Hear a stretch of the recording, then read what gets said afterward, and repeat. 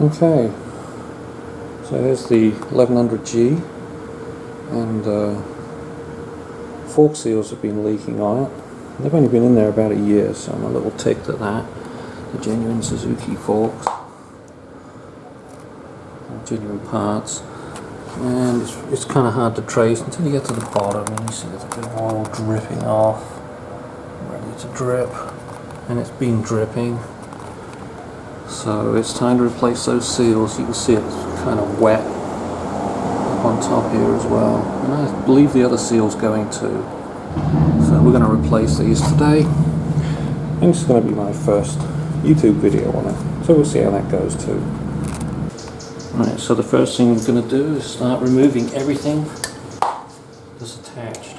So a speedo cable,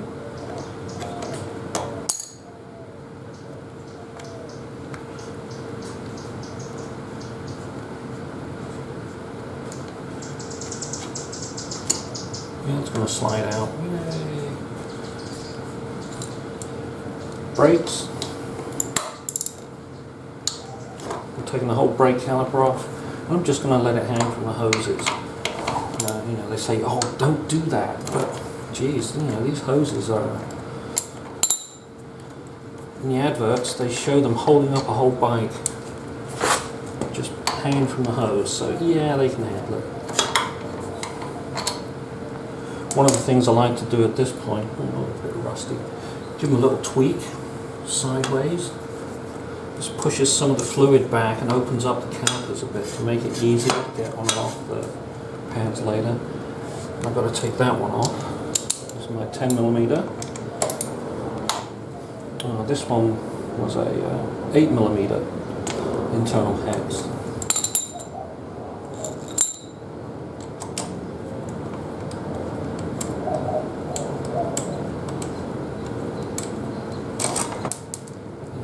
Lose everything when it flies off. Go around and do the same on the other side, except of course there's no speedo cable on that side, and I'm going to try and save that cable from getting too dirty. Okay, so the next thing we're doing is we're undoing this pinch bolt on the bottom of the fork leg. Yeah, I did tighten last time, that's good. Okay. It does have to come all the way out because eventually I'm going to need access to the bolt that's up through the bottom. So that's a 6mm internal hex. This is the axle, 17mm. Just crack that open. And it's loose. So I'm going to go ahead and keep going with that. Just take it all the way out. There's a spacer this side that drops out nicely, and of course there's a speedo drive on the other side that also falls out. And sometime in between here I'm going to jack the bike up so I can get the front wheel off the ground. Right, now that we've got the wheel jacked up, the engine jacked up, wheel off the ground, we can carry on. Okay, so I've got the axle loose, so I'm just going to slide the axle out if I can. There's one of the spacers. Here's effectively the other spacer, which is the speedo drive. I'll just put this all back together so I don't lose any of the parts. And I'll just put this aside for later use. Okay, next thing is taking off the mudguard. As you can see, I've put the hex wrenches in. This is a 4mm, that's a 3mm. It doesn't really matter which order you take them off. If you've got one of those bigger tyres on, this is where you'd have your spacers to raise up the mudguard. Because I know this Suzuki comes with a small section front tyre and it's kind of hard to get a hold of. So this is where you put your 1/2-inch spacers if you're going to have a bigger tyre. That gets the mudguard up off the tyre and you get a bigger front wheel and the correct speedo reading. Okay, one of the important things to note here is that these bolts that you take off that hold the mudguard on have these little top hat spacers. Don't lose them, they're quite important. They stop the plastic from being crushed when you tighten it back up. So, you know, your mudguard, if you don't have them in there, the mudguard's going to split. And this is where they kind of fit on the inside. There's two that kind of stuck. and the back holes, they came out. Okay, on my G I've got the reflectors off of these locations, and this is where I put a pair of stable electric horns. So I've got one this side. These have to come off so that I can get proper access to the two lower pinch bolts. No, I'm just going to let them hang. What the heck. Okay, so I'm going to do the fork legs one at a time. So I'm going to take each fork leg out separately.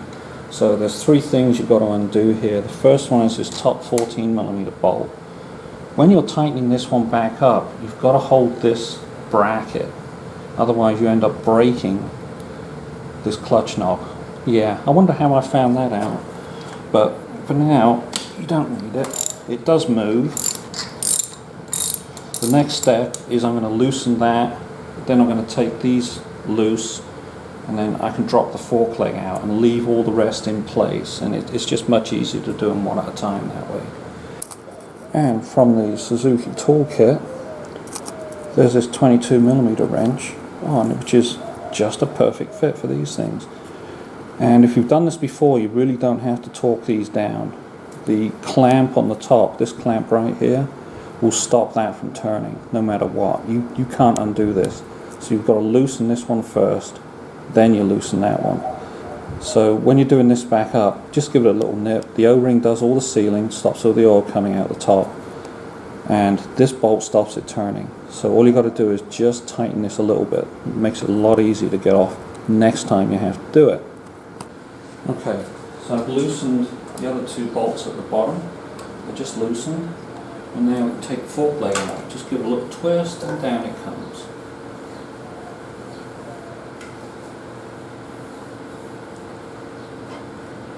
So I've left everything else in place.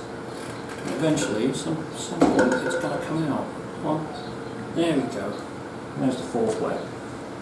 Ready to work on. This is nice and loose, so I don't have to try and clamp anything. You definitely don't want to clamp on this tube because it's super thin and will bend.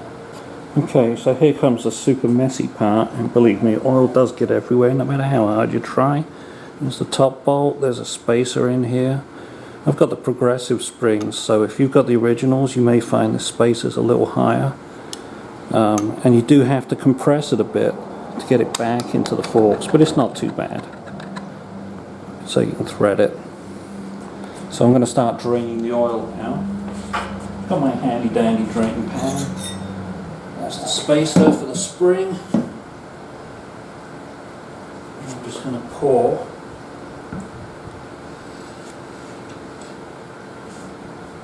Okay, there's a little seat for the spring.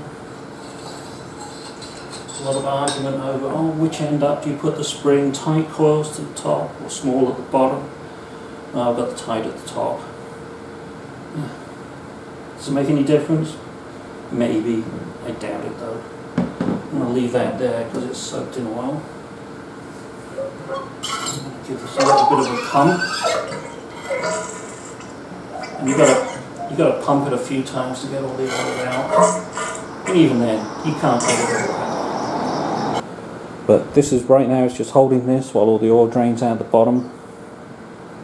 There's still going to be oil in there, and I'm going to use this to also hold the lugs here while I beat on that bolt that's in the bottom. Oh, there it is. Yeah, see that internal hex? Yeah, that's got to come out. And that's going to be a lot of fun. But I found something that works for that. Okay, so here's what I'm going to use to get the bolt out. This is an impact wrench. Smack it with a hammer. Highly recommended you wear a glove, otherwise these knurled bits here kind of rip your hand apart. So you want to wear a glove when you're holding this.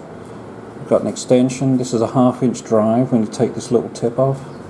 So I've got a 1/2 inch down to a 3/8, which fits on my 10mm internal hex. So that's going to go in one end, and then I've got this 1/2 inch square bar, 1 inch square bar, just a piece of tube stock that I bought from Home Depot. It's perfect. It fits in that fitting on the other end. So I'll show you how it's set up next. Okay, so you drop the 1 inch square bar into the and you've got to sort of rotate it around until it, there it is.